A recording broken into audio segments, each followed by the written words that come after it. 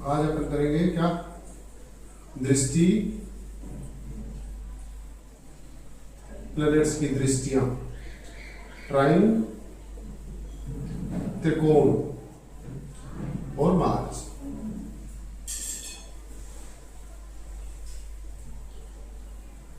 ये अपना आज का टॉपिक है।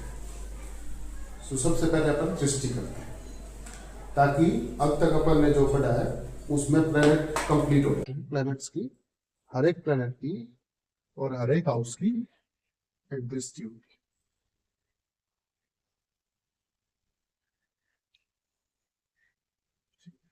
ये हमारे हाउसेज है।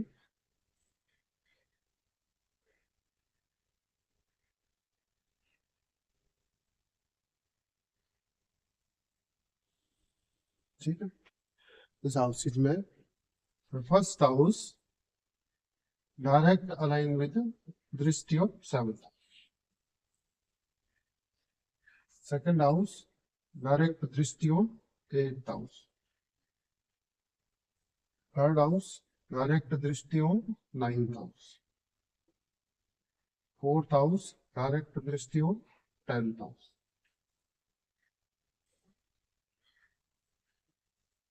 फिफ्थ हाउस डायरेक्ट दृष्टि ऑन 11th हाउस।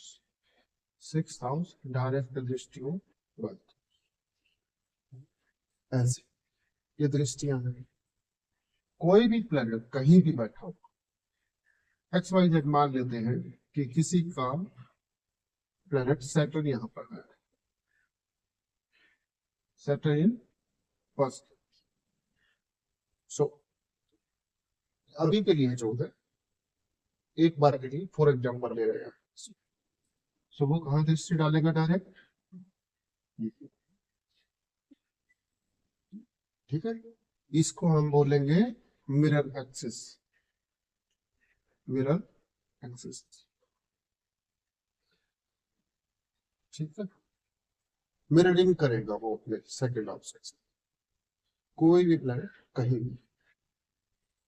दृष्टियां कैसे होती हैं? सूर्य, सन, मून, वीनस, मार्स, सेवंथ दृष्टि, सेवंथ दृष्टि, सेवंथ दृष्टि, सेवंथ दृष्टि, सैटर्न, सेवंथ दृष्टि, जुपिटर, सेवंथ दृष्टि,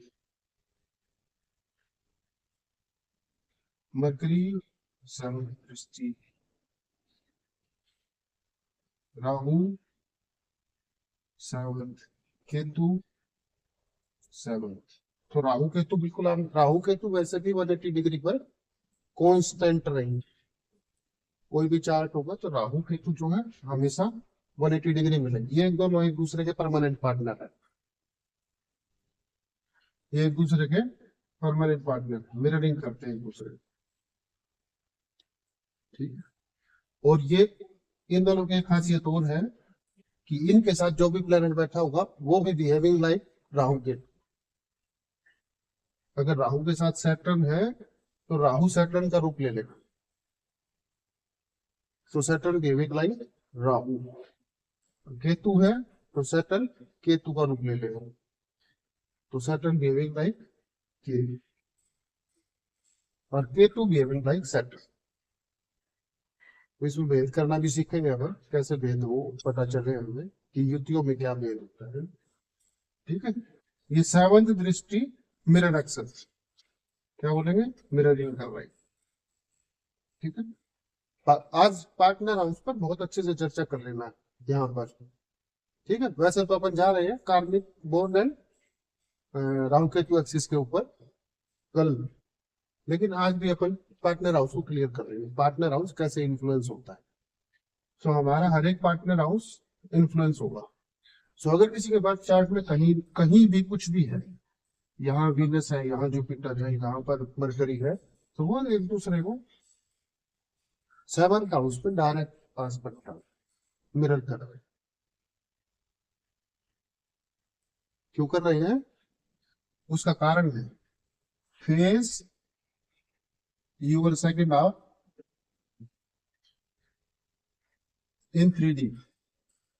इन 3D। अपने सेकंड हाउस को 3D में कैसे देखेंगे? ये हमारा ही तो सेकंड हाउस है ना। सेवंथ हाउस किसका? हमारा चार्ट पर्सनली फर्स्ट हाउस का मार्स है। मार्स अपने वीनस को कैसे इन्फ्लुएंस करेगा? क्योंकि मार्स की दृष्टि यहाँ रहेगी और वीनस की वहां रहेगी, कॉन्स्टेंट रहेगी, तो वो कैसे इन्फ्लुएंस करेगा? तो सेवंथ दृष्टि इज कॉन्स्टेंट। अब आते हैं मार्स। इनमें से 3 प्लेनेट ऐसे हैं जिसके पास दो दो दृष्टियां और है। मार्स के पास कौन सी है? 4 एंड 8, चौथी और 8वीं दृष्टि। सैटर्न के पास कौन सी है? 3rd और 10th, 7, 3, 10। जुपिटर के पास कौन सी है? 5 एंड 9। ठीक है। और चूंकि ये भी हमें सिखा रहे होते हैं, दोनों राहु और ये भी हमारे कार्मिक चीजें तैयार कर रहे होते हैं, कार्मिक चीजें दिखा रहे होते हैं, हीलिंग है, जीना है, जीवन है। तो यहाँ भी 5 और 9। ओके, ये दोनों भी देखेंगे अपने अपने 5th और 9th हाउस। अगर किसी का राहु यहाँ है तो कहाँ नजर डालेगा? 7th हाउस पर राहु एस्पेक्ट। एस्पेक्ट बोलते हैं दृष्टि को इंग्लिश में। 7th aspect on 7th house, 5th on 5th house, एक यहाँ राहु, ठीक है, एंड 9th ऑन एक यहाँ। अगर किसी का यहाँ केतु है, जैसे कल पुलकिता पूछ रही थी, तो केतु भी कैसे दृष्टि डालेगा? केतु भी ऐसे ही दृष्टि। जुपिटर होगा तो जुपिटर भी ऐसे ही दृष्टि डालेगा। ये तीनों ऐसे दृष्टि डालेंगे, 7, 5 और 9। तो Rahu Ketu is behaving like Jupiter as पर दृष्टि, एज पर दृष्टि पे। ये हमारे शिक्षक है, ये भी तो हमारे शिक्षक है ना। कोई पास्ट लाइफ से सिखा रहा है, कोई इस लाइफ से सिखा रहा है, ठीक है। ये तो ये बीइंग सेक्शन मतलब एक दूसरे पर दृष्टि डालने। अब जो 7th दृष्टि डालेगा वो मिररिंग करेगा। मिररिंग करेगा तो अपना कंप्लीशन ढूंढ रहा है ना मिररिंग में, मैं कहाँ कंप्लीट हो सकती। तो हर एक 7th दृष्टि खुद के कंप्लीशन के लिए यूनिवर्सल रिफ्लेक्शन, ठीक है। तो क्या बोलेगा यहाँ पर? वो बोलेगा I meet myself through others. मैं खुद से मिलता हूँ दूसरों के जरिए। ऐसा ही बोलेगा ना प्लेनेट। या सैटर्न बैठा होगा तो यहाँ पार्टनर हाउस में कैसा मिलेगा? कार्मिक पैटर्न मिलेगा ना। तो मैं मेरे कार्मिक क्लीनिंग के लिए I meet myself through others. तो मेरे कार्मिक क्लीनिंग कौन पूरे करवाएगा? सैटर्न ही तो करवाएगा, उस कर्म से जुड़ा हुआ व्यक्ति। तो मेरा जो कर्म था उसको 3D में कौन रिप्रेजेंट करेगा? उसका I meet myself with through others, sorry, ठीक है, ऐसे करवाए, ठीक है। अब नेक्स्ट जो है, अब हम चर्चा करते हैं। ये 7th आ गया ना सबका? 7th क्लियर है सब? अब अपन चलते हैं जो 3 दृष्टियां मार्स के पास। तो मार्स की जो ये चौथी दृष्टि है, ये चौथी दृष्टि क्या है? ये हमारा इनर बैटलफील्ड है, इनर बैटलफील्ड, 4th दृष्टि ऑफ मार्स। जहां भी हो हमारे चार्ट में, जहां भी होगा उसका चौथा भाव जो होगा, कैलकुलेट कैसे करेंगे वो भी समझिए। अगर मार्स यहाँ है, so the first thing is that, पहला ये नहीं है कि उससे आगे से काउंट करेंगे। पहला ये, दूसरा ये, तीसरा ये, 4th ये। तो इसकी 4th दृष्टि होगी तो यहाँ क्या होगा? Inner battlefield. ठीक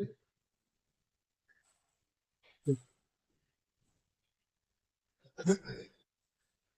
अब उसकी सेवंथ दृष्टि जहां होगी मार्स की, तो वो क्या करेगा, वो एक्शन ले रहा है ना, वो फोर्स है, तो वो वहां तक प्रोटेक्ट करेगा कि मैं तुम्हें कंफर्ट दूंगा, मेरे पास आ जाओ, I will provide you comfort. Seven सबका सेम एस्पेक्ट रहता है, मैं खुद को मतलब प्रोटेक्ट कर रहा हूँ, कंफर्ट दे रहा हूँ। और जहां भी मार्स की एट्थ दृष्टि होगी, वहां क्या होगा, transformation. Transformation, hidden attacks,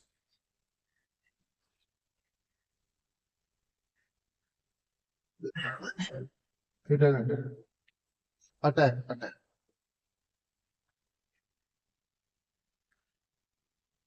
I penetrate the unseen.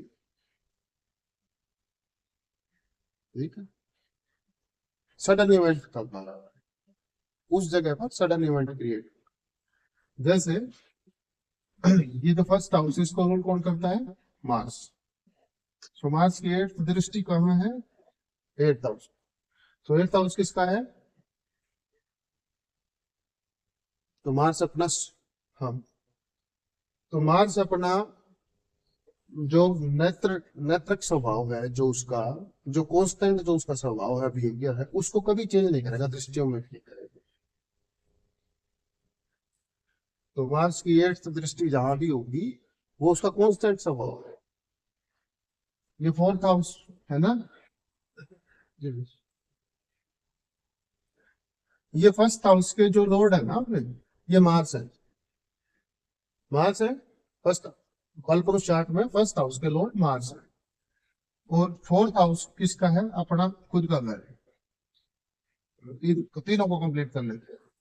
Fourth house क्या है, हमारा खुद का घर। तो ये हमारी इनर बैटलफील्ड है कि नहीं है,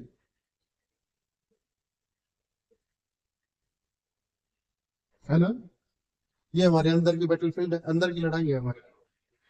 और ये कालपुरुष चार्ट में किसका हाउस है, एट्थ हाउस, ट्रांसफॉर्मेशन का हाउस है। सो ये आठवीं दृष्टि यहाँ पर है। और यहाँ सेवंथ हाउस पर, क्योंकि वो खुद को ही मिररिंग कर रहा है, तो यहाँ पर वो कंफर्ट देगा, मैं तुझे यहाँ कंफर्ट दे दूं। ठीक है, वो भले ही मतलब नेगेटिव मार्स हो या पॉजिटिव मार्स, दोनों तरीके की एनर्जी यूज करेंगे अपन ना प्लानिटरी चीजों पर। नेगेटिव मार्स होगा तो क्या होगा, कंफर्ट में तो रखेगा, बट ट्रॉमा में रखेगा। अगर पॉजिटिव मार्स होगा, तो वो फ्रीडम देगा, फ्रीडम के साथ कंफर्ट भी देगा, ऐसे। तो अब मार्स यहाँ आ गया, मान लो नेक्स्ट ये एग्जांपल है, मार्स यहाँ आ गया सेकंड हाउस। अब इसका फोर्थ हाउस कौन सा बन गया, ये बन गया है, बन गया ना फोर्थ दृष्टि, फोर्थ एस्पेक्ट ये बनेगा। अब यहाँ क्या देगा, यहाँ देगा इनर बैटलफील्ड। इस हाउस की जो एनर्जी है उसमें एजुकेशन, चिल्ड्रंस, अपनी लव लाइफ, जो भी इस हाउस के एस्पेक्ट, वहां पर क्रिएशन, वहां पर इनर बैटलफील्ड। और उसका नाइन्थ हाउस बन गया ट्रांसफॉर्मेशन का हाउस, यहाँ ट्रांसफॉर्मेशन देगा। ये सेवंथ हाउस बन गया उसका पार्टनर हाउस, अब यहाँ पर वो कंफर्ट देगा। लेकिन क्योंकि एक हाउस सबका ट्रांसफॉर्मेशन का होगा ही होगा, तो कंफर्टेबल ट्रांसफॉर्मेशन हो जाएगा, ट्रांसफॉर्मेशन विद कंफर्ट। ठीक है, हाँ सब तेरे ही हैं। ठीक है, ये ऐसे हो गया। हाँ, सेकंड में मार्क्स है जैसे, तो यहाँ पर आ गया ना, तो वो यहाँ पर कंफर्ट दे देगा कि कंफर्टेबल ट्रांसफॉर्मेशन ले लो आप इजीली, क्योंकि मैं कंफर्ट कर रहा हूँ आपको। लेकिन यहाँ जो ये स्पिरिचुअल जर्नी, एक्चुअल ट्रांसफॉर्मेशन आपका यहाँ चुका होगा, ये याद रखो। नाइन्थ मतलब एट्थ, जहां पर उसकी दृष्टि है, वहां ट्रांसफॉर्मेशन, यहाँ कंफर्ट दे देगा। मान लो किसी का जो एट्थ हाउस में, बता, बहुत से सब काम। यहाँ जुपिटर है किसी का 8th हाउस, तो इसकी दृष्टियां क्या बनती हैं, आपका सेकंड हाउस बनेगा, ये बनेगा पार्टनर हाउस है। और पांचवी कहाँ बनेगी, 1 2 3 4 5, पांचवी यहाँ बनेगी। और 9th कहाँ बनेगी, 6 7 8 9। ठीक है। अब ये बोलता क्या है, अब ये बोलता है जहां पर इसकी पांचवी दृष्टि है वहां पर आई गाइड एंड अपलिफ्ट, अपलिफ्ट करूंगा मैं तुम्हें यहाँ पर। ठीक है, मैं यहाँ तुम्हें गाइडेंस दूंगा और तुम्हें तुम्हारी मदद करूंगा इस हाउस में आगे बढ़ने के लिए। अब ये हाउस किसका है, लिबरेशन का है। एक तो ये ट्राइन हो गया ना, एक तो ये हो गया 8, एक ये हो गया 12 और एक ये हो गया 4। देख रहे ट्राइन किसको बोलते हैं, दिन में समझा था ट्राइन की, ट्राइन की पूरी एनर्जी किसके अंडर कस्टडी है, ये मोक्ष ट्राइन है, अपन समझेंगे मतलब। ठीक है, यहाँ क्या बोलेगा, आई गाइड यू एंड अपलिफ्ट, मैं तुम्हें मार्गदर्शन दूंगा। 8th हाउस में बैठा है तो यहाँ क्या है, ऑलरेडी ट्रांसफॉर्मेशन का हाउस है।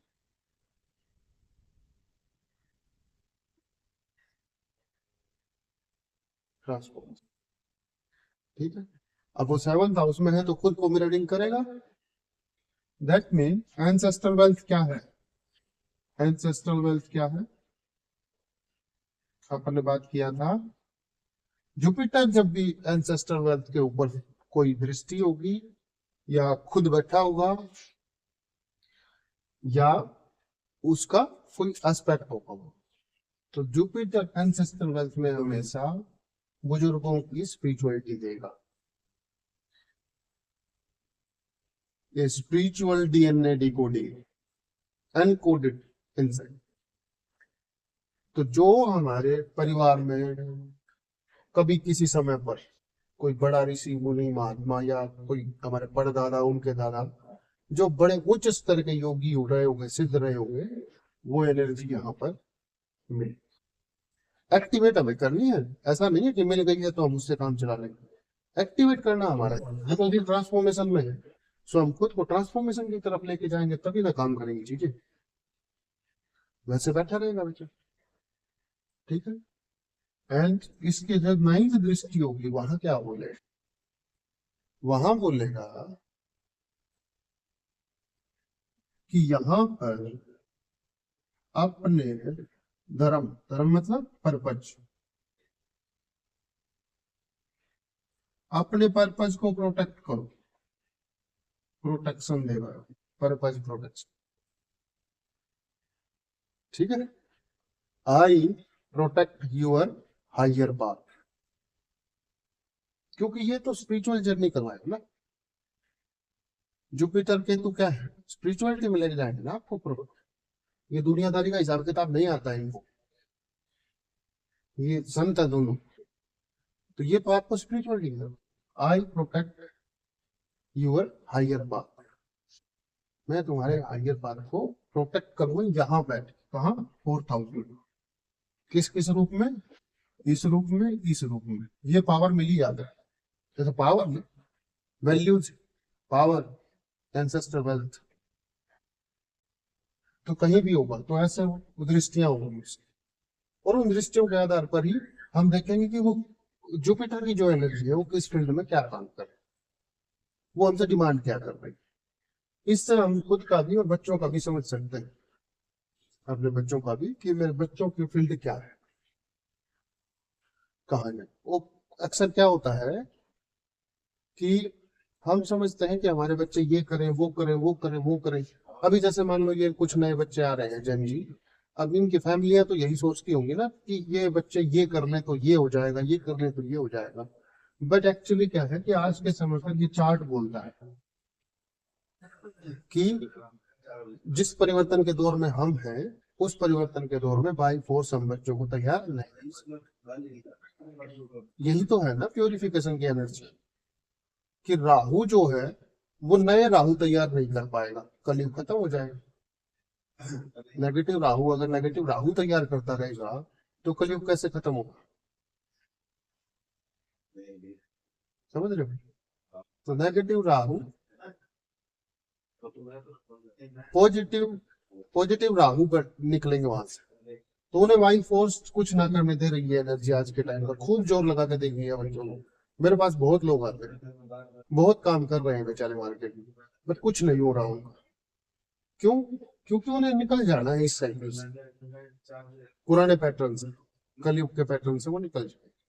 सो अच्छा है कि हम हमारे बच्चों का समझ के और उन्हें गाइडेंस दे दें वैसे ही। और वो गाइडेंस जरूरी नहीं है ये जो जुपिटर का एंसेस्ट्रल गाइडेंस है, हो सकता है कि वो आपके रूप में मिल जाए उसे। आपके चार्ट में कहीं जुपिटर ऐसी जगह बैठा हो जो उसका और आपका अलाइनमेंट हो जाए इसी समय पर आकर, तो वो मिल जाएगा किसी भी रूप। ठीक है। अब नेक्स्ट इज सैटर्न। सैटर्न कहीं बैठा हो, मान लो किसी के चार्ट में सैटर्न यहाँ बैठा, 11th हाउस। अभी गेंद का हाउस है, गेंद देता है ना 11th हाउस अपने, सोशल सर्कल है, लाइफ है। अभी यहाँ बैठ गए सब, तो ये मेरा लिंक कहाँ करेगा? 5th हाउस पे करेगा। तो यहाँ पर एजुकेशन हो, चाइल्डहुड हो, चिल्ड्रन हो, लव लाइफ हो, सब क्या है? कर्म क्या दिन है ना, कर्म मिरर कर रहा है। यहाँ मेरा कर्म मिरर कर रहा है, जितने भी लोग मिलेंगे वो सब मेरा कर्म मिरर कर रहा है। तो वो सैटर्न यहाँ पर क्या बोलेगा कि ये मेरा ही मिरर है। ठीक। 7th हाउस पे डायरेक्ट दृष्टि, और उसकी थर्ड दृष्टि जहां होगी, मतलब 1 2 3, यहाँ पर वो बोलेगा कि हार्ड वर्क करो। यहाँ मांगेगा सबसे ज्यादा हार्ड वर्क, बहुत धीरे धीरे धीरे धीरे धीरे धीरे बढ़ते, धीरे धीरे, बहुत धीरे धीरे धीरे धीरे चलते रहो, अपने आप को बिल्ड करते रहो। किसी भी फंक्शन पर मास्टरी करो, वो मास्टरी की तरफ लेके जाता है। सैटर्न हमें मास्टरी करवाता है, कोचिंग मास्टर की। इसलिए तो 30 ईयर का साइकिल है ना, वो इतना लंबा। वो बोलते हैं कि कर्मों पर मास्टरी करो। ठीक है। और 7th हाउस में कार्मिक कॉन्ट्रैक्ट है यहाँ पर उसके, यहाँ तो वो कार्मिक कॉन्ट्रैक्ट लेके आया, अपने आप को ही मिरर कर रहा है ना। और 10th हाउस क्या बोलता है? उसके 10th दृष्टि का है, ये सब, ये 7th हो गई, 8th 9th 10th। ये अब किसी का 12th हाउस उस सैटर्न की 10th दृष्टि में, तो वहां पर वो क्या होता है? You can't escape your responsibility, अपनी रिस्पॉन्सिबिलिटी से तुम भाग नहीं सकते।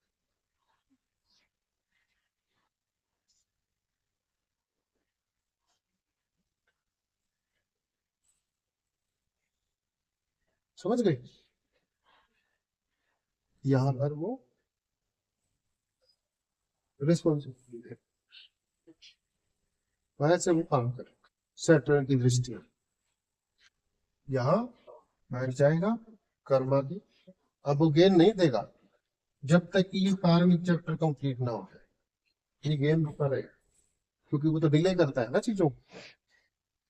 तो यहाँ वो डिले करता रहेगा, और जित डिले यहाँ भी डिले करेगा, क्योंकि रिस्पॉन्सिबिलिटी कंप्लीट नहीं होगी तब तक वो डिले करता है।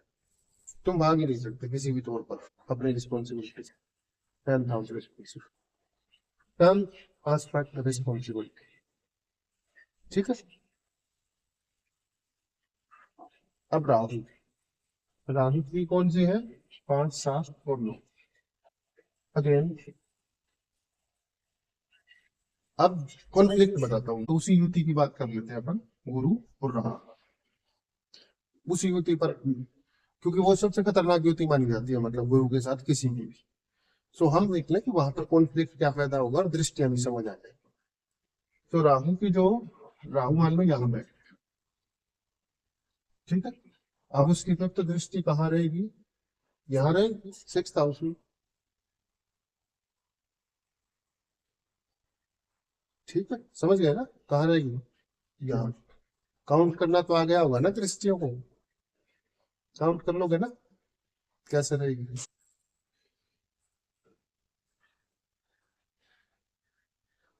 हाँ मिररिंग हो रही, ठीक है। तो फिफ्थ हाउस यहाँ, राहु की पांचवी दृष्टि यहाँ, गुरु की भी यहाँ है, जुपिटर की भी है ना। तो जुपिटर यहाँ पर गाइडेंस दे रहा है, और राहु क्या दे रहा है, राहु यहाँ ऑब्सेशन दे रहा है, ऑब्सेस कर रहा है चीजों, इल्यूजन दे रहा है। अब जुपिटर की गाइडेंस को राहु का इल्यूजन क्या करेगा, खराब कर देगा, ऑब्सेशन खराब कर देगा। और फिफ्थ हाउस किसका है, अगर वैसे देखा जाए तो जुपिटर के दृष्टिकोण से फिफ्थ हाउस किसका होता है, फिफ्थ हाउस ओबियस है कि हमारी लव लाइफ है। तो अगर गलती से वो फिफ्थ हाउस पर उसकी दृष्टि पड़ जाए तो वो लव लाइफ खराब कर देगा, ऑब्सेशन इन लव। हाँ, ओवर थिंकिंग देगा। और इल्यूजन क्या देगा कि I am very intelligent personality more than Jupiter, ऐसे ऐसे करेगा वो कि मैं बहुत इंटेलिजेंट हूँ, जुपिटर मेरे सामने कुछ नहीं है। अब वो सेवंथ हाउस पर देखेगा तो यहाँ क्या देगा, अब राहु है तो वो क्या देगा, रिलेशनशिप तो है, मिररिंग कर रहा है, बट यहाँ पर देगा वो टॉक्सिक रिलेशनशिप, टॉक्सिक रिलेशनशिप देगा, पार्टनरशिप। ठीक, लेकिन बचाएगा कौन, बचाएगा केतु, केतु से राहु बहुत डरता है। एक्चुअल केतु अगर जीवन में मिल जाए तो वो टॉक्सिसिटी को खत्म कर देगा, वो तो डिटैच है ना, भाग यहाँ से, मैं नहीं लेता तेरा टॉक्सिक। सो एक्चुअल केतु बचाएगा, क्योंकि ये तो 180 डिग्री करेगा उसको। तो ये जुपिटर को दोबारा जिंदा करेगा केतु, जिस दिन ये केतु एक्टिवेट हो जाएगा उस दिन जुपिटर दोबारा जिंदा हो जाएगा उसके लाइफ। ठीक है, और नाइन्थ हाउस में क्या करेगा, अब उसकी नाइन्थ दृष्टि, ये सेवंथ नाइन्थ। अब यहाँ पर क्या करेगा, यहाँ पर राहु जो बिलीव सिस्टम है ना, जो भी अपने बिलीव सिस्टम होते हैं उनको तोड़ने के लिए प्रेरित करेगा, रेबेलियन बना देगा कि ये बिलीफ सिस्टम तोड़ो। ऐसा नहीं है बुरा बुरा कर रहा है, अच्छा भी कर रहा है। बट अब देखो, अब दिक्कत क्या हुई, जहां पर जुपिटर उसे प्रोटेक्शन दे रहा था कि भाई तू चुपचाप बैठा रहा, मैं तुझे प्रोटेक्शन दे रहा हूं, वहीं पर राहु बोल रहा है कि तोड़ दे, तोड़ दे, रेबेलियन बन जा। वहीं से प्रोटेक्शन मिल रही थी, वहीं बैठ के अब राहु बोलेगा, इसीलिए इसको गुरु चंडाल बोल रही है, कॉन्फ्लिक्ट हो गया ना एक दूसरे के साथ। जहां जुपिटर बचा रहा होता है वहां राहु फंसा रहा होता है, तो हो गया कॉन्फ्लिक्ट दोनों के बीच। ठीक, बचाने कौन आएगा, अंधेरी रातों में सुनसान राहों पर एक फरिश्ता निकलता है, केतु आएगा, ये फरिश्ता है जिसे कोई नहीं जानता, ये सेटो है, ये बचाने के लिए। ठीक है, यहाँ पर क्या है, ये अटैचमेंट को कट कर दे, तो हो गया ना जुपिटर वाला, जुपिटर फ्लैश रह गया यहाँ पर, क्योंकि इसकी, इसने किसकी काट की है, राहु की, जुपिटर की नहीं की इसने, ये राहु की। और यही सबसे ज्यादा खतरा था, क्योंकि ये सेवंथ हाउस में टॉक्सिक रिलेशनशिप क्रिएट करता है। बाकी सब चल जाएगा, ऑब्सेशन चल जाएगा, ओवर थिंकिंग चल जाएगा, इल्यूजन चल जाएगा, लेकिन किसी भी लड़की या कोई नया लड़का उसकी लाइफ में टॉक्सिक रिलेशनशिप नहीं चाहिए, ये ट्रॉमेटिक है जीवन में, बाकी सब ठीक।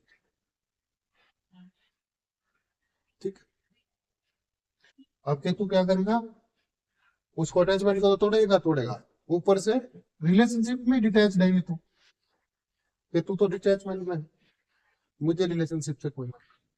तो अब राहु ढूंढता था, एक्चुअल केतु आ गया, उसे मिल गया सब कुछ, बट वो यहाँ पर आकर सरेंडर कर देगा राहु। तो उसके केतु को एक्टिवेट किया जाए, मतलब ये एक सिंगल चार्ट है ना, कोई दूसरा नहीं है वहां पर। वो खुद के साथ टॉक्सिक रिलेशनशिप क्रिएट कर रहा है राहु, खुद के साथ, खुद को हार्म कर रहा है। तो वहां पर अगर उसका केतु एक्टिवेट कर दिया जाए तो वो सेटल डाउन हो जाएंगे चीजें, हो जाएंगी ना। और ये अपनी केतु की जो नाइन्थ दृष्टि होगी वो क्या करेगी, वो बोलेगी कि नॉन ट्रेडिशनल स्पिरिचुअलिटी को जीना है,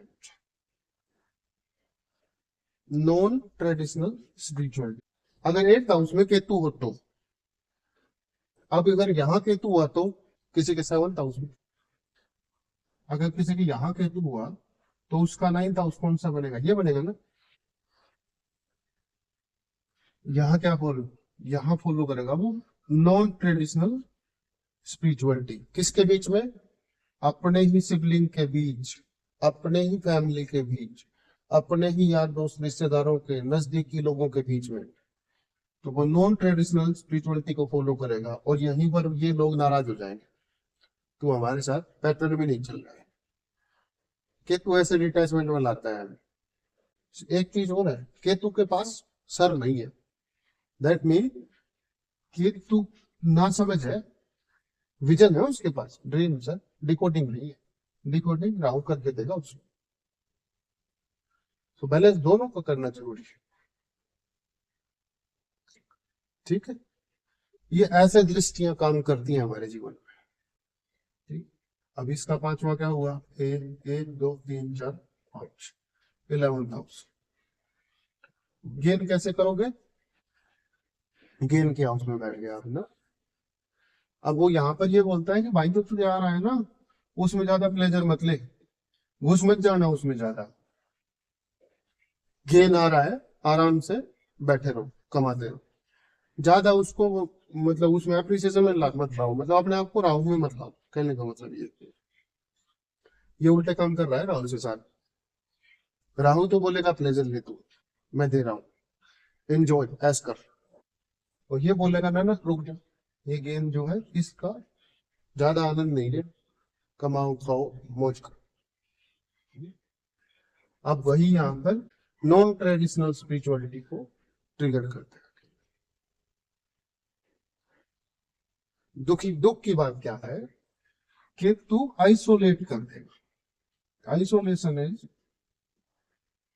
गुणधर्म ऑफ केतु।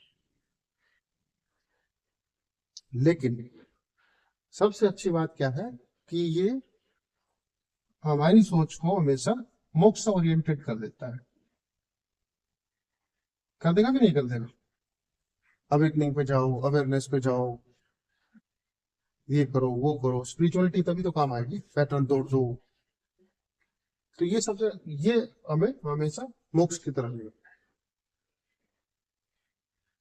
और राहु हमें नई चीजें क्रिएट करवाने की तरफ लेके जाएगा कि ना ना कोई जरूरी नहीं मुक्ति मोक्ष, अपना एंजॉय करो, यही लाइफ है। तो राहु हमेशा ये बोल जाएगा। तो यहाँ पर जितना हम एंजॉय करेंगे उतना ही हम और ज्यादा पैटर्न तैयार कर लेंगे, फिर तोड़ेगा। तो ये पेनफुल प्रोसेस इसलिए हो जाती है, बोलते हैं spiritual journey is a painful process because detachment, pattern breaking है, पैटर्न ब्रेक करने को। इस पर कल चर्चा करेंगे राहु के ऊपर आराम से। आज इसकी दृष्टियां थी, अब इसके नाइन्थ नाइन्थ जो एस्पेक्ट होगा राहु का, वो क्या करेगा, वो रेबेलियन बना देगा यहाँ पर, ठीक। कि इस हाउस का जितना भी बिलीफ सिस्टम है उसके प्रति रूड कर देगा, कि इस बिलीफ सिस्टम को मैं तोड़ दूंगा। लेकिन तोड़ना है जीकर, अगर किसी का फर्स्ट हाउस में ये है, तोड़ो बिलीफ सिस्टम, लेकिन जीकर, ये भी जीना है, ये भी जीना है, सब जीना। फिफ्थ हाउस किसका है, फिफ्थ हाउस किसका होता है, फिफ्थ हाउस होता है हमारी एजुकेशन का, चाइल्डहुड, हमारा चाइल्डहुड, हमारा लव लाइफ, हमारे चिल्ड्रन।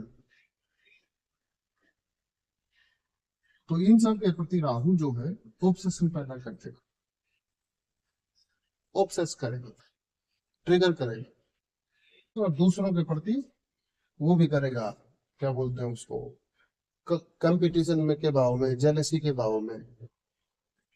और फिर ये जो है पैटर्न, यहाँ पर क्या हुआ, किसी दूसरे की कोई लड़की बात कर रही है तो ऐसा लगेगा कि ये मेरे से क्यों नहीं बात कर रही, मैं बात करूं इससे।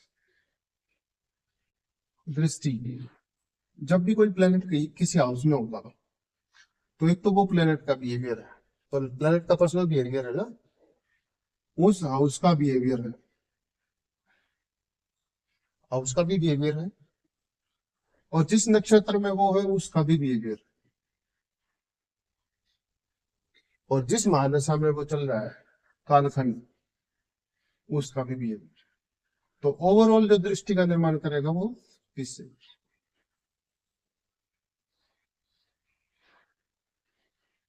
तो उसकी जो दृष्टि के पीछे जो इन्फ्लुएंस होगा वो ये होगा, कलेक्टिव एनर्जी। तो ट्राइन, ट्राइन किसको बोलते हैं? एक्चुअली ट्राइन क्या होता है? ट्राइन होता है a relationship between three houses at 120 degree apart. 120 degree पर तीन हाउसेज जब एक साथ एक एनर्जी में काम कर रहे हो तो उसे ट्राइन है।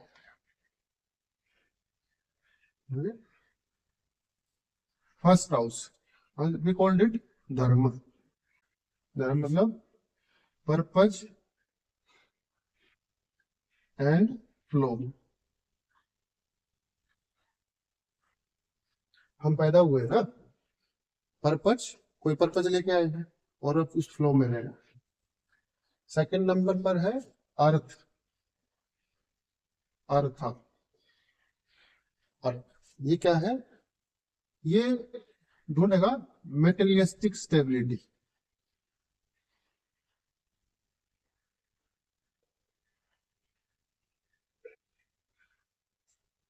ठीक। नंबर थ्री है काम, काम त्रिकोण। ये क्या ढूंढेगा? यहाँ है डिजायर, काम, डिजायर्स, छुपी हुई इंट्रैक्शन, डिजायर्स। नंबर चार है मोक्ष। मोक्ष में ये क्या करेगा? ये मोक्ष मतलब इमोशनल और स्पिरिचुअल रिलीज करना सिखाता है, रिलीज कर, पैटर्न रिलीज करना, इमोशनल अनस्टेबिलिटी रिलीज करना, ऐसे ये। ठीक है। अब नेक्स्ट फिर वही, ये क्या हो गया? धर्म, अर्थ, काम, मोक्ष। धर्म, अर्थ, काम। सो धर्म, perfect, first, first, fifth and nine. पहला, पांच और नौ, ये भाव किसके हैं? धर्म त्रिकोण, पर्पज एंड फ्लो। सेकंड, अर्थ त्रिकोण। अर्थ त्रिकोण कौन से हैं? दो, छह, 10। ये अर्थ का, ठीक है। मेटलिस्टिक स्टेबिलिटी कहाँ से मिलती है? यहाँ से पुश्तैनी वेल्थ मिलती है, यहाँ से हमें चैलेंज मिलते हैं, प्रैक्टिस मिलती है, काम करने का सलीका तरीका मिलता है, हम तैयार होते हैं। पोटेंट हाउस तो हमारा कर्मा है। तो अगर हमें मेटलिस्टिक स्टेबिलिटी चाहिए तो इन तीनों हाउसेज पर एनर्जी काम करती है।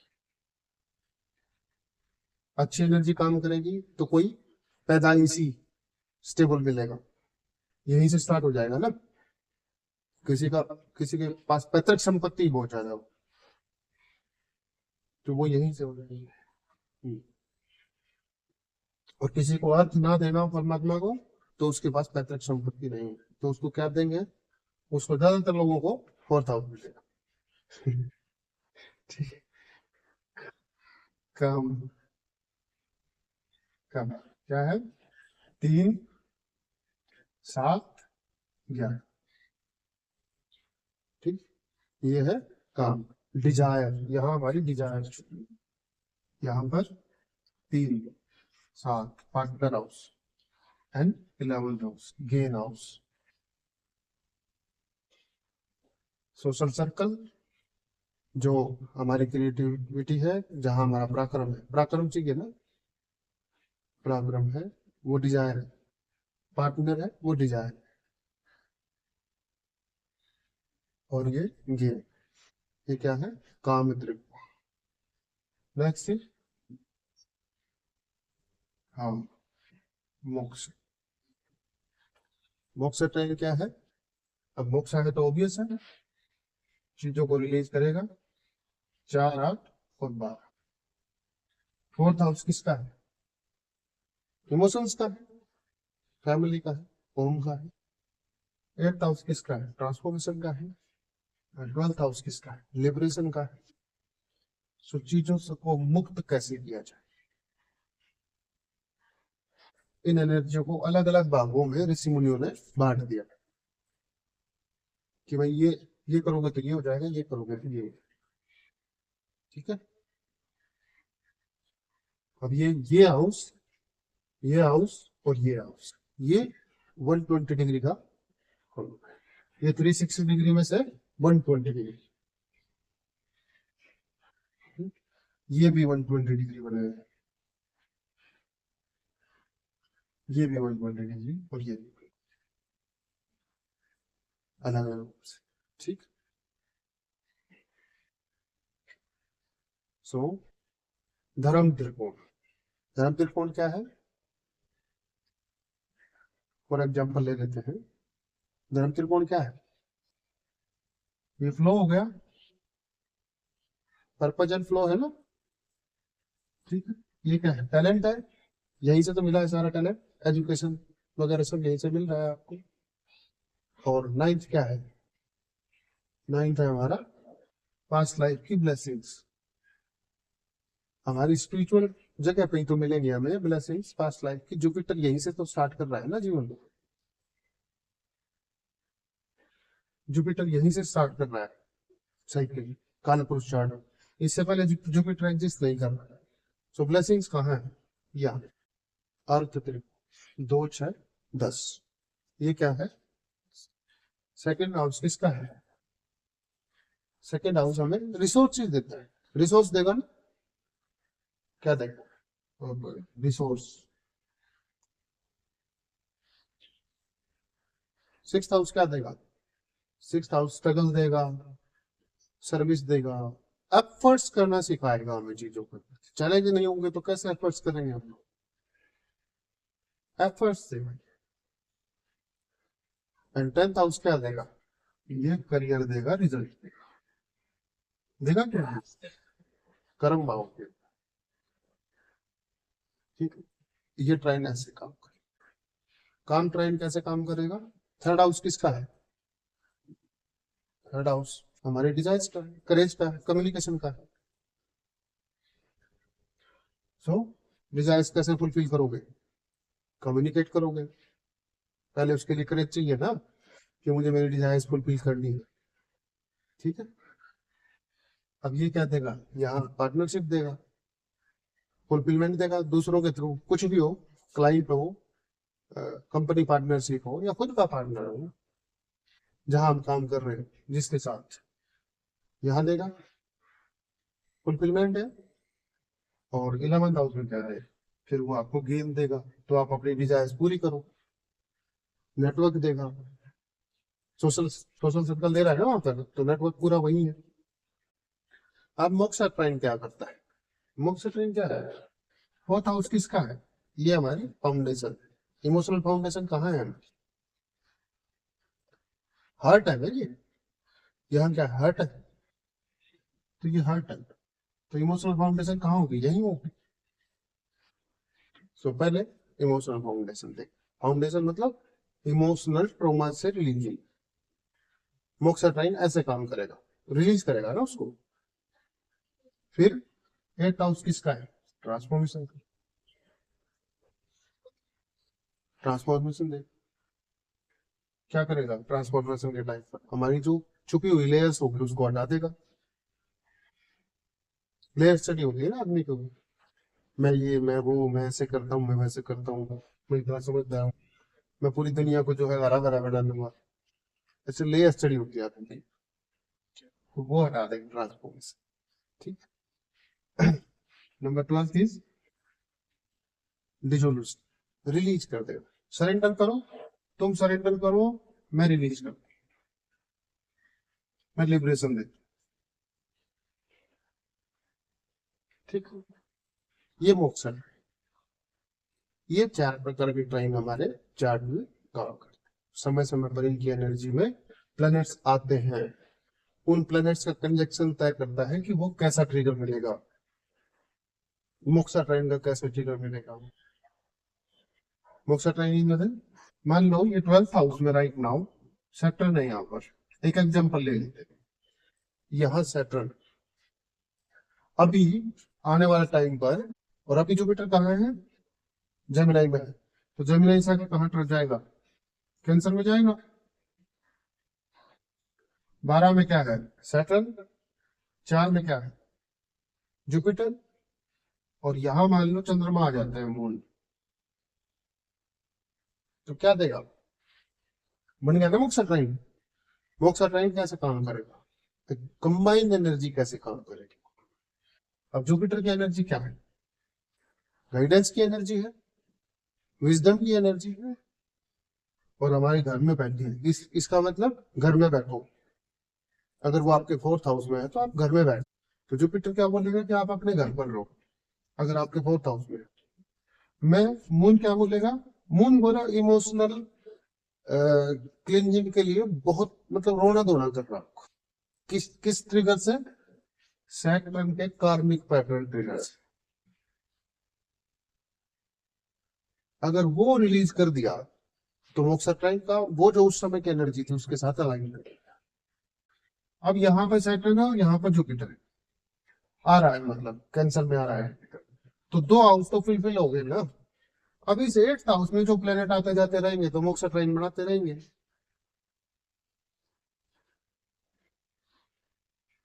बाकी प्लेनेट तो रोटेट कर रहे हैं ना, चंद्रमा रोटेट कर रहा है, सन रोटेट कर रहा है, मरकरी है, मार्स है, वीनस है, यही तो लंबे है दोनों, बाकी तो सब रोटेट कर रहे हैं। तो वो जो रोटेशन है वो बढ़ाता रहेगा मोक्ष त्रिकोण। उसमें रिलीज क्या करना है, ट्रांसफॉर्मेशन क्या करना है उस ट्राइन में? ट्रांसफॉर्म, जो प्लेनेट यहाँ आएगा उसकी एनर्जी को ट्रांसफॉर्म करना है। सो हमारा हाउस द प्लेग्राउंड, ठीक है, प्लेनेट प्लेइंग एक्टर, प्लेयर्स है, ठीक है। नक्षत्र उनको दी गई एनर्जी, स्क्रिप्ट है। अब है सीओ, सीओ साहब, सत्यम, सीओ साहब, सीओ साहब से मिलने का वक्त आया है। बॉस कौन? ठीक है, ये जो सीईओ है ये है महादशा, महादशा, ठीक है।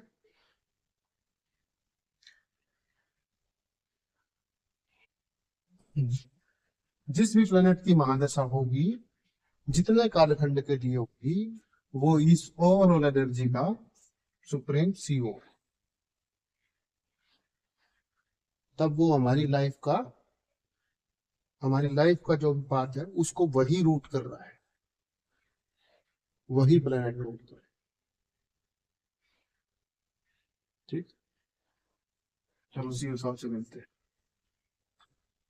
तो पहला पहला कौन सा हाउस है?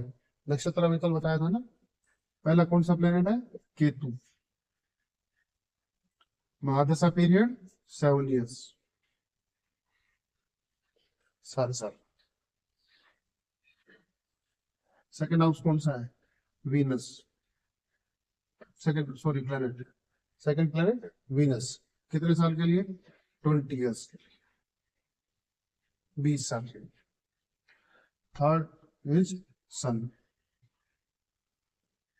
ठीक है, 6 years. Fourth is moon,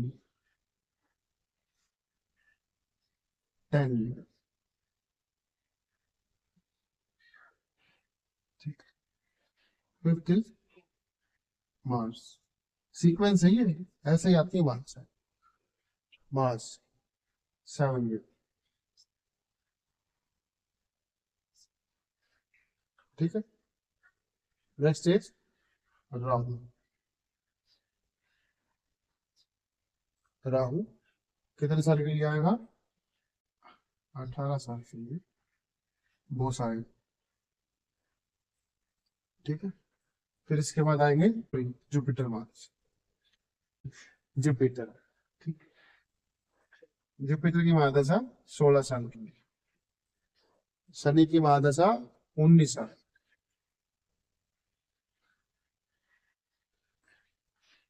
and finally Mercury महादशा। मरकरी महादशा कितने साल के लिए? 17 साल।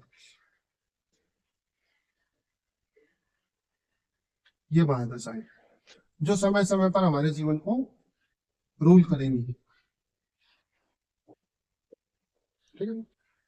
नो किलो प्लेनेट, इन्हें समय समय पर, मतलब ये गद्दी बदलती रहेगी, इंद्र बदलता रहेगा, समझ रहा? इंद्र बस एक गद्दी है, सीओ एक गद्दी है, वो समय समय पर मिलती रहेगी सब। क्योंकि कोई एक बैठेगा तो वो एक ही तरीके से इन्फ्लुएंस करेगा लाइफ को, पर वो हर आदमी के जीवन में अलग अलग तरीके से कैसे, हर आदमी की लाइफ कैसे अलग होती है। अब किसी का हाउस सेम होगा, मैं सेजिटेरियस में पैदा हुआ है संदर्भ में, कोई दूसरा भी हो सकता है, हो सकता है ना। उसके चार्ट में बैठे हुए जो क्या बोलते हैं इसको, जो प्लैनेट्स हैं, वो तो भिन्न होंगे। उसका नक्षत्र, जिस नक्षत्र में वो बैठे होंगे वो भी अलग होंगे, और उनकी महादशा जो होगी वो भी अलग होगी। तो इसका मतलब इस दुनिया में हर आदमी का जीवन अलग होगा, ऐसे होता है वो अलग, ठीक है, ऐसे वो अलग होगा सिर्फ। तो हम ये नहीं बोल सकते कि I am Sagittarius and blood is Sagittarius also, so वो भी मेरी तरह लाइफ जी रहा है, नहीं, उसकी लाइफ में कुछ अलग चीजें हो सकती। कोई स्कॉर्पियो है, दूसरा स्कॉर्पियो उससे बहुत अलग हो सकता है। ये सब इन्फ्लुएंस करते हैं हमारे जीवन, ठीक। And the total, total is 120 years, 120 साल का महादशा। कैसे आएगी महादशा, कैसे पता चलेगा कि महादशा में हम लोग?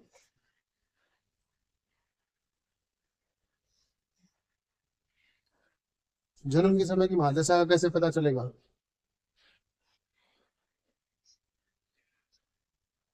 जिस जिस नक्षत्र में हम पैदा हुए उसके जो लॉर्ड है वो हमारी महादशा, वहां से हमारा जीवन, उस प्लेनेट के रूलिंग पोजीशन में हमारा जीवन स्टार्ट। सो हमारा जो बेस तैयार किया है वो कौन प्लेनेट करेगा? पैदा होते ही उस महादशा का प्लेनेट। सीईओ कौन है हमारी लाइफ का? जो जब हम पैदा हुए तब हमारी लाइफ में जो सीईओ थे, जो फर्स्ट टाइम हमें बिल्ड करके गए, सिखा के गए, बना के गए, उसके बाद वो सौंपते रहे आगे आगे आगे आगे आगे। बट हम सबसे ज्यादा इन्फ्लुएंस होंगे जो प्लेनेट हमारे जन्म के समय, जिस प्लेनेट की महादशा हो। मान लेते हैं कि इनकी प्लेनेट की जो, जब इनका बर्थ हुआ तो जुपिटर था, महादशा जुपिटर की थी उस समय पर। सो पूरा जीवन जो है ये जुपिटर का जो है वो कोर है हमारा, एनकोडेड हो गया वो हमारे अंदर। अब सैटर्न की आती रहे, मरकरी के आते हैं, किसी की भी आते रहे, लेकिन ये हमेशा इन्फ्लुएंस करेगा। जुपिटर की महादशा।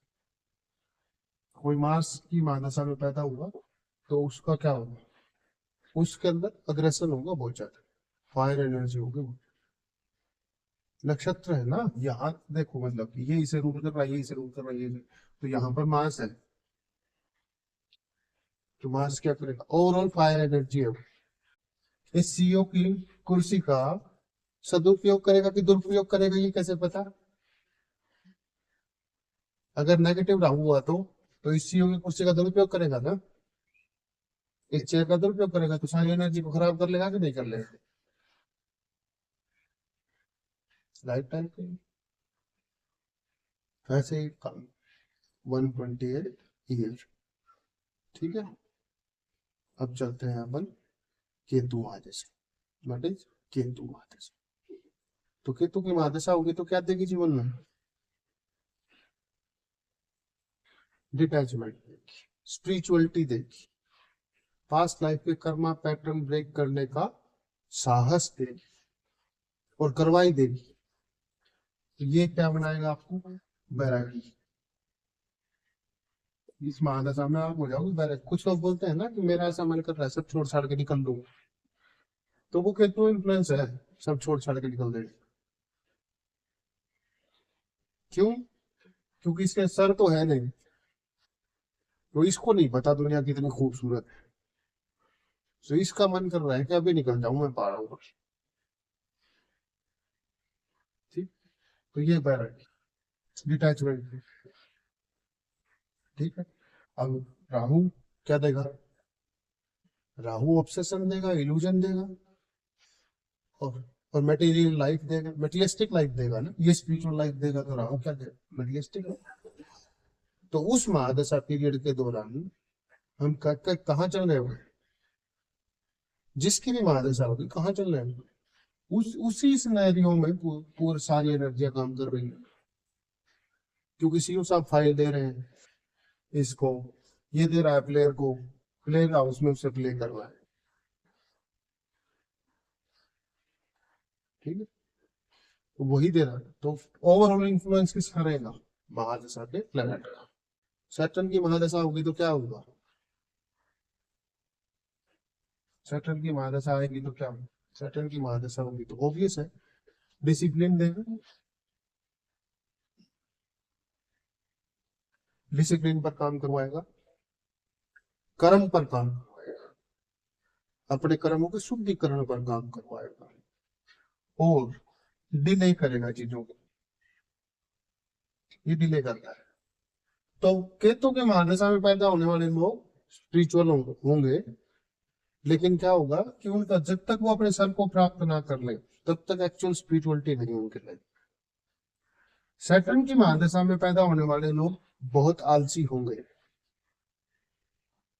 क्योंकि सैटर्न डिले कर रहा है ना, तो उनके अंदर एनकोडेड है कि धीरे धीरे हो जाएगा, अपने आप हो ही जाता है, ये हो जाता है, हो जाता है, मतलब सरेंडर सा कर देते हैं वो अपने।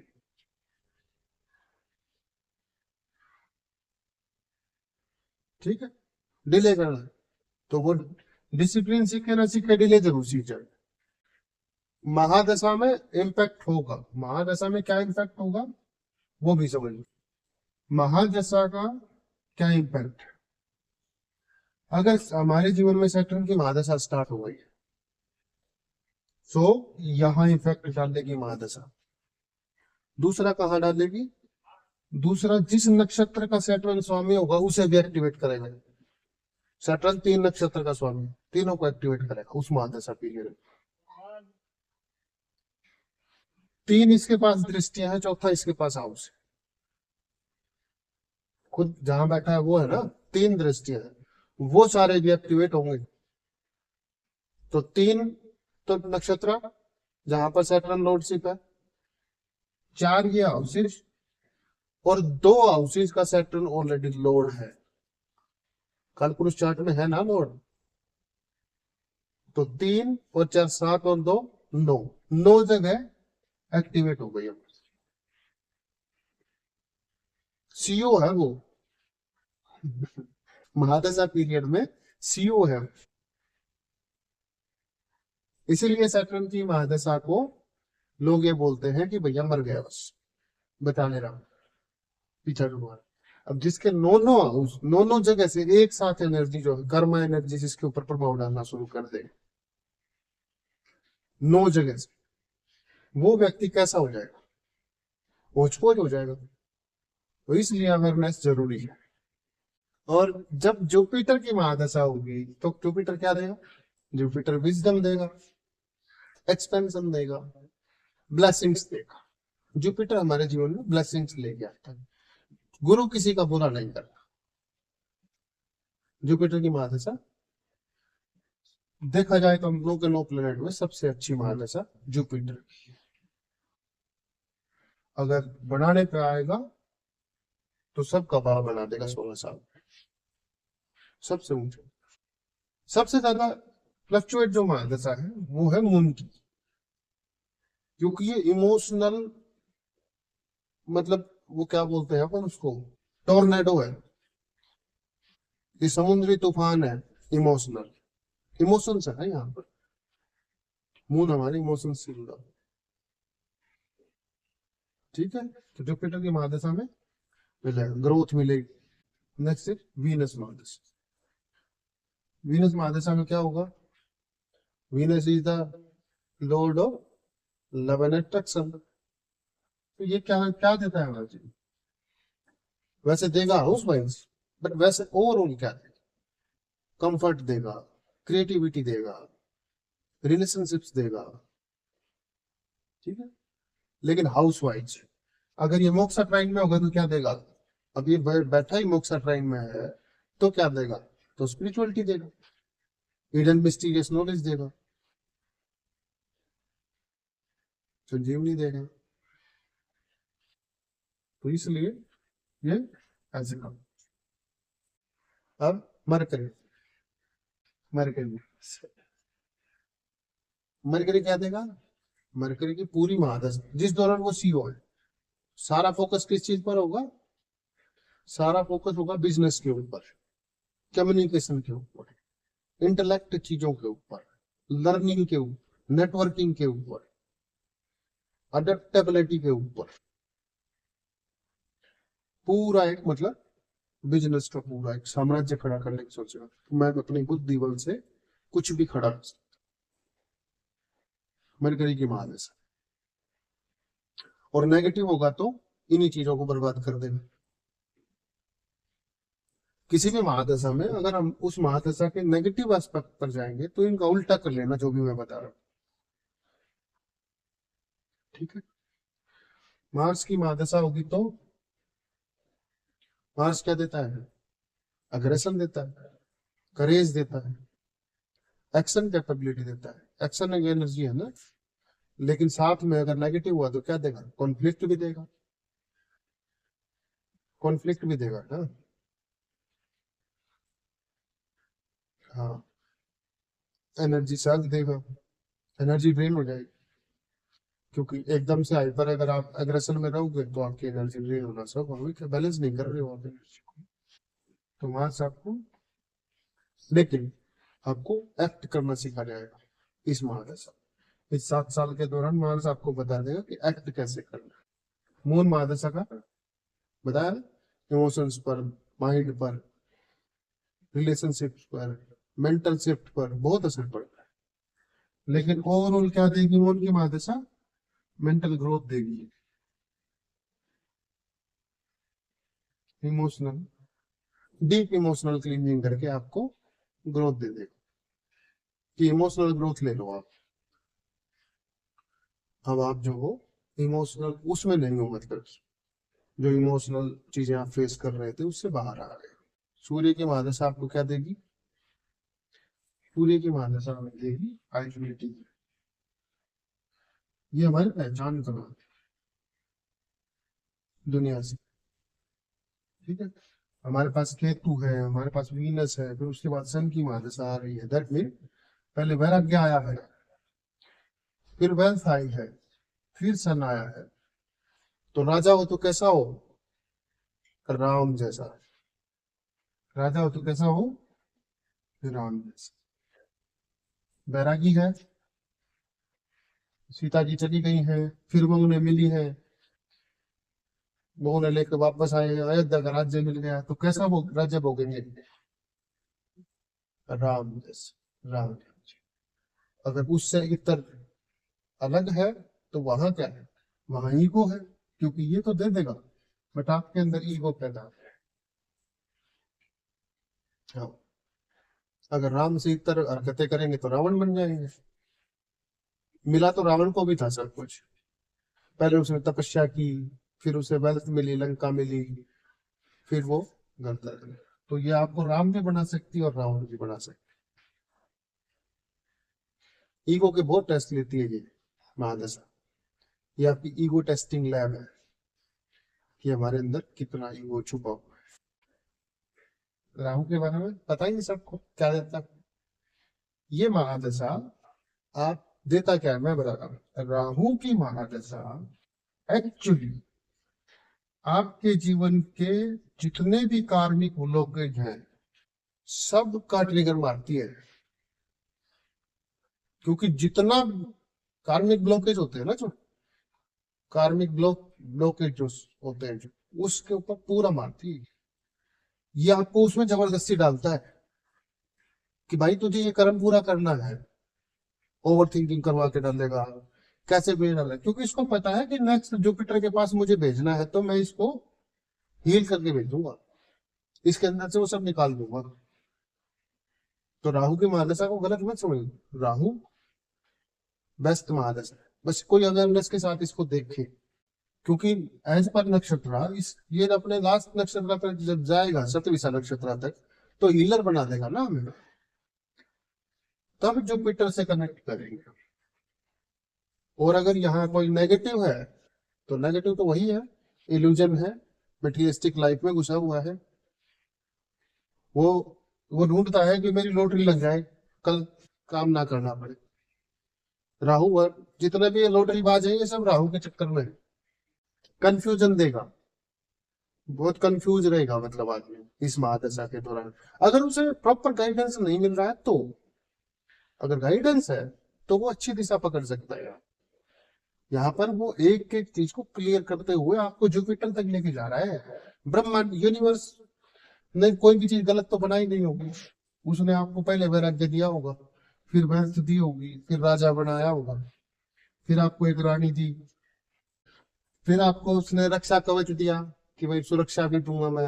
यूनिवर्स ही तो दे रहा है ना। फिर उसने आपको एक्सपेंशन दिया। राहु देगा। राहु बुरा प्लेनेट नहीं है। राहु, माँ दुर्गा की एनर्जी बुरा कैसे हो सकती है? आप लोग बताइए। ये माँ दुर्गा है इनकी लॉर्डशिप, तो माँ दुर्गा की एनर्जी बुरी कैसे हो सकती है? गणेश जी की एनर्जी बुरा कैसे हो सकती है? नहीं हो सकती ना। सो हम बस हम उसका यूज करना नहीं चाहते ना। ये क्रिएशन फोर्स है, ये क्रिएट करता है ये चीजों, इल्यूजन में है। बट अगर ये ना सोचे तो फिर कुछ भी क्रिएट नहीं हो सकता। ज्यादातर चीज है ये मार्कर, ये ब्लैक बोर्ड जो जिस मोबाइल पर आप देख रहे हो, जिस मोबाइल पर मेरे चल रहा है, किसने बनाया? आज हम लोग किसकी वजह से संपर्क में आए? राहु की वजह से। ये ये इंटरनेट ये वो जो उपग्रह है अपने, क्या बोलते हैं उसको, वो सब राहु का दिया हुआ है हमें। और हम यूज कैसे कर रहे हैं? केतु के लिए। तो पॉजिटिवली यूज करो उसे, तो वो केतु के लिए है। तो राहु हमें देता बहुत कुछ है बेचारा, वो हमें बहुत ऊंचाई देता है, लेकिन वो ये बोलता है भाई तेरे ऊपर है, मैं तुझे दोनों तरीके की सोच दे रहा हूँ, बर्बाद हो जा आबाद हो जा, अपने को फर्क नहीं पड़ता, मैं तुझे दोनों तरीके की अच्छी से अच्छी सोच दूंगा। ये जो राहु है ना, ये बुरे से बुरे, जैसे अभी अपन बात कर रहे थे, टॉक्सिक रिलेशनशिप में डाल देता है। राहु टॉक्सिक रिलेशनशिप में डाल देता है, पर परंतु ये वही सोच भी देता है कि इसको ब्रेक कर दे भाई। हमारी दिक्कत है वो अटैचमेंट। अटैचमेंट क्यों दिक्कत है? क्योंकि हम इमोशनली जो है ना इनसिक्योरिटी फील करते हैं। अगर हम इमोशनली स्ट्रांग हो जाए तो ये अट्रैक्शन तोड़ने में कितना टाइम लगेगा? तो राहु बुरा प्लेनेट नहीं है, केतु बुरा प्लेनेट। सैटर्न बुरा प्लेनेट है। आपके लिए ब्रह्मांड में कोई भी एनर्जी बुरा नहीं बची, कोई एनर्जी बुरी नहीं। यहाँ आकर मानव उसका यूज कैसे कर रहा है वो देखना। ठीक, तो हम अवेयरनेस में किस चीज में कैसे यूज करें। अब यहाँ पर आप चाहो तो बिल्ड कर लो पूरा साम्राज्य राहु की, तो राहु तो देता है ना, कितनी अच्छी सोच देगा, प्रोजेक्ट राइटिंग सिखाएगा, इंजीनियर बनाएगा। इंजीनियरिंग जो फील्ड है, टेक्निकल फील्ड है, किसकी है? राहु की है। ये जो AI है, किसकी फील्ड है? राहु की है। फेसबुक है, इंस्टाग्राम है, यूट्यूब है, जिससे सब कुछ मिल रहा है आज के टाइम पर, किसका है? राहु का। अगर ये ना होता तो इतनी सुविधाएं कहाँ से आती। इस बार इस पूरी दुनिया में जितनी भी कंफर्ट जोन में हम जी रहे हैं वो सब इसका दिया हुआ है बेचारे का, और इसी को बुरा बोलते हैं। क्यों क्यों बोलते हैं? क्योंकि इसमें दोनों तरीके की सोच दी है, लेकिन मोस्ट मोस्ट प्रोबेबली लोग नेगेटिव चीजों का यूज करते हैं। ओवर थिंकिंग कर ली, अटैचमेंट में चले गए, टॉक्सिक रिलेशनशिप बना लिया। ये थोड़ी ना बोल रहा है बना लो, ये तो चिंतन दे रहा है कि इस चिंतन में तुम निकल भी सकते हो और फंस भी सकते हो। तो अपनी थॉट प्रोसेस से तुम निकल जाओ, ये मना नहीं करेगा कभी। फिर यहाँ के फंस रहे हो ना, इमोशनल इनसिक्योरिटी। तो इसको जिसने बैलेंस कर लिया उसका फिर वो कृष्ण है। मतलब मूल को जो है वो कृष्ण से रिलेट इसलिए करते हैं हम, क्योंकि पूरे ब्रह्मांड की चेतना में यही दे रहा है, और यही अनबैलेंस है सबका। राहु केतु तो फिर भी बैलेंस हो जाएंगे। ये जो चंद्रमा है ये सबकी माँ है, बोलते हैं ना सबकी माँ है, ये बैलेंस है। ये इमोशनल जो चीज है ना, इमोशनल बैलेंस आना चाहिए लाइफ। मरकरी का ये हमें इंटेलिजेंस देगा, इस महादशा के दौरान हम इंटेलिजेंट हो जाएंगे। कम्युनिकेशन देगा, बात करने का मन करेगा। अच्छा अच्छा, बिजनेस देगा, ग्रोथ देगा। मरकरी बिजनेस देगा, क्योंकि बुद्धि जो है वो काम करेगी। लर्निंग देगा, पर सिखाएगा, मतलब बुद्धि क्या करती है? लर्न करती है चीजों को, वो एक्सप्लेन करती है। लर्निंग एक्सप्लेन, कम्युनिकेशन देगा पूरा। नेटवर्किंग तैयार करेगा हमारी लाइफ, जितना भी नेटवर्क होता है हमारी लाइफ में वो मरकरी की वजह से तैयार होगा। ठीक, कहाँ समझ, ये 17 साल तक फिर वही एनर्जी रहेगी। जाओ अपना नेटवर्क तैयार कर लो, अपना बिजनेस तैयार कर लो। ठीक, और कमाल की बात यह है कि मरक्यूरी मोक्ष नक्षत्र का लोड है। नक्षत्र जो है सारे मोक्ष के हैं इनके पास, रेवती तक, और दे रहे हैं क्या? Materialistic world.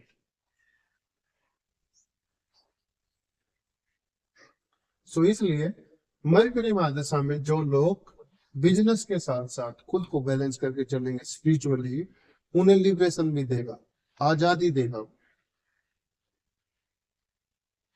फ्रीडम देगा। अब क्या है हमारे पास कुल मिलाकर, कुल जमा हमारे हाउसेज, द फिल्डर, कहां पर क्या काम हो रहा है, प्लेनेट कौन सी एनर्जी काम कर रही है, नक्षत्र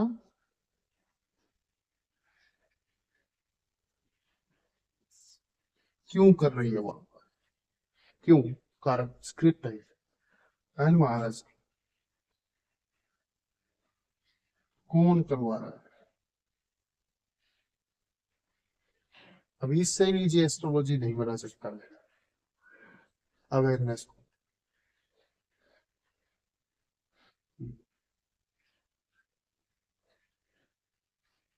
कौन, कहाँ का? ठीक, ये चारों की एनर्जी, और हरा उसकी करनी जरूरी नहीं है। जिस जो आप हाउस आपको अफेक्टेड महसूस हो रहा है उसके प्रति अवेयरनेस लेके आओ। करियर महसूस हो रहा है तो करियर का देखो, ये चारों एनर्जी क्या हो रही है। पार्टनरशिप महसूस हो रही है। तो उस हाउस का देखो ये चारों एनर्जी क्या हो, कंबाइंड सोर्स फाइनेंस का है। तो ये चारों एनर्जी फाइनेंस के क्या बोल। और क्या होता है, धर्म काम मोक्ष, सब में देखो क्या। सबसे पहले क्या देखेंगे, हाउस, हाउस की एनर्जी, क्योंकि पहले ये तो देखने बैटल है कहाँ, खिलाड़ी तो बाद में तैयार करेंगे। तो पहले ग्राउंड का पता होना चाहिए, खेलना कहाँ है, फिर तैयार करेंगे उस प्लेयर को,